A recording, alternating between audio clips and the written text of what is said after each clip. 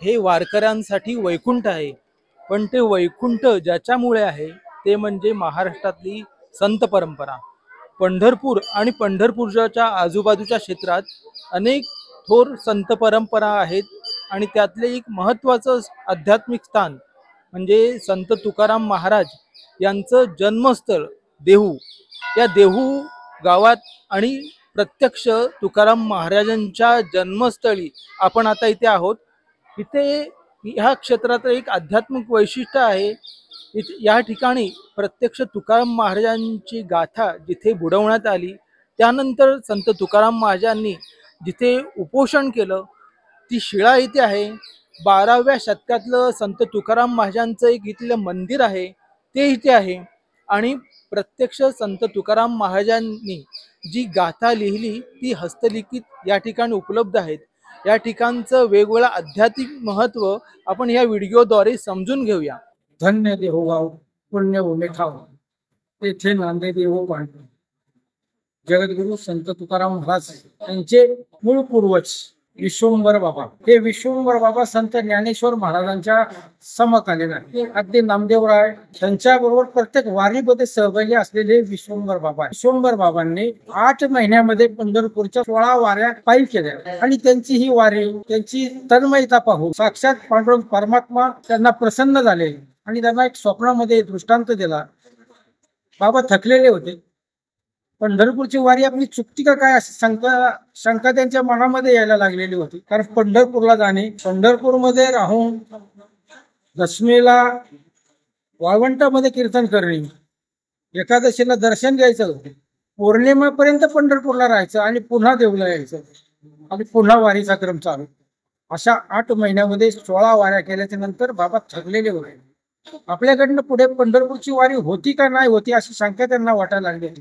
त्यावेळेस साक्षात पांडुरंगाने त्यांना स्वप्नामध्ये दृष्टांत दिला की आपण पंढरपूरला येऊ नका, मी देहूला येतो। आणि खरोखर स्वप्नातल्या ह्या दृष्टांताप्रमाणे ज्यावेळेस सकाळी विश्वंभर बाबा उठले, गावातील ग्रामस्थांना त्यांनी आपला स्वप्न सांगितलं आणि जे ठिकाण आंब्याचं वन आहे देहू मधले त्या ठिकाणी सर्व ग्रामस्थांना घेऊन बाबा गेले आणि ज्या ठिकाणी तुळशी आणि बुक्का पडलेला होता त्या ठिकाणी आपल्या स्वहस्ते त्यांनी उतरली जमीन। तर त्या ठिकाणी ह्या पांडुरंगाच्या मूर्ती आढळून आल्या। पंढरपूरला गेल्याच्या नंतर पांडुरंग परमात्मा एका बाजूला आहे आणि आई साहेब दुसऱ्या बाजूला आहे, परंतु आज जर आपण देहूमध्ये आला तर विठ्ठल रुक्मिणी एकाच ठिकाणी उभे आहेत। जगद्गुरु तुकोबराय सुद्धा अभंगामध्ये वर्णन करताना सांगतात की नांदे तया घरी दैवत पंढरीची, की पंढरीचा पांडुरंग परमात्मा देहूला नांदायला आलेला आहे आणि तो आज तागायत या ठिकाणी नांदत आहे। तेच हे स्वयंभू विठ्ठल रुक्मिणीचे मंदिर। जगद्गुरु संत श्रेष्ठ तुकाराम महाराज यांच्या अभंग गाथा इंद्रायणी नदीमध्ये बुडवल्या होत्या। तर जगद्गुरु तुकोबराय 13 दिवस ज्या शिळेवरती बसलेले होते तीच शिळा आज ह्या ठिकाणी आपण भाविकांना दर्शनासाठी ठेवलेली आहे। ती ही शिळा आहे आणि जगद्गुरु तुकोबरायांची ही मूर्तीची स्थापना देशाचे पंतप्रधान नरेंद्रजी मोदी साहेब यांनी केलेला आपल्याला सगळ्यांना माहित आहे। पण त्याही पूर्वी देशाच्या तत्कालीन राष्ट्रपती महामहिम प्रतिभाताई पाटील यांनी ह्या मंदिराचं भूमिपूजन केलेलं होतं। आज जगामधील हे एकमेव असं मंदिर आहे की ज्याचा भूमिपूजन राष्ट्रपतीजींनी केलंय आणि त्याच्यावरती कलश देशाच्या पंतप्रधानांनी केलंय। खरोखर ही वारकरी संप्रदायासाठी फार भाग्याची गोष्ट। जगद्गुरु संत श्रेष्ठ तुकाराम महाराजांच्या पहिल्या पत्नी रुक्मिणी माता यांच्या स्मरणार्थ जगद्गुरु तुकोबरायांनी हे तुळशी वृंदावन स्वहस्ते बनवलेलं आहे।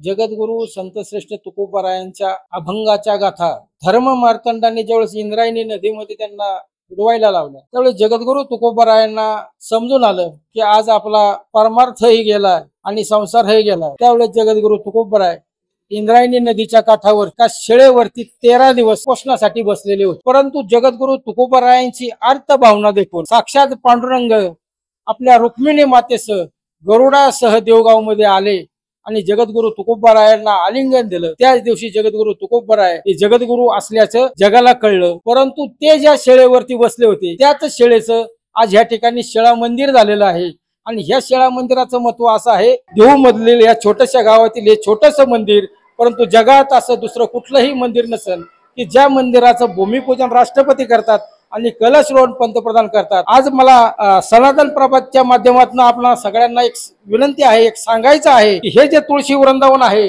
हे जगद्गुरु तुकोबरायांनी आपल्या पहिल्या पत्नीच्या स्मरणार्थ बनवलेलं आहे आणि आपल्या पत्नीच्या स्मरणार्थ बनवलेलं हे जगातील पहिलं मंदिर आहे हे भाविकांनी लक्षात घ्यावं. जगद्गुरु तुकोबरायांच्या अभंगाचं हस्तलिखित जे काय आजच्या घडीला उपलब्ध आहे ते ह्या ठिकाणी संस्थांनी भाविकांच्या दर्शनासाठी या ठिकाणी ठेवलेलं आहे. जगद्गुरु तुकोबरायांनी 7 कोटी अभंगाच्या रचना केल्या, परंतु प्रत्येक अभंग केल्याच्या नंतर भाविकांना प्रसाद म्हणून ते देत होते. आम्हा घरी धन शब्दांची तरत्ने शब्द वाटू धने जन लोकांनी, त्यांनी ते लोकांना वाटले म्हणून आज ते आपल्या ठिकाणी उपलब्ध आहे. पण जगद्गुरु तुकोबरायांच्या अभंगाच्या ज्या गाथा इंद्रायणी नदीमध्ये बुडवल्या होत्या आणि त्या वर आल्या, ज्याला आपण भिजलेल्या वया म्हणतो, ते हस्तलिखित आज ह्या ठिकाणी भाविकांना दर्शनासाठी ठेवलेलं आहे.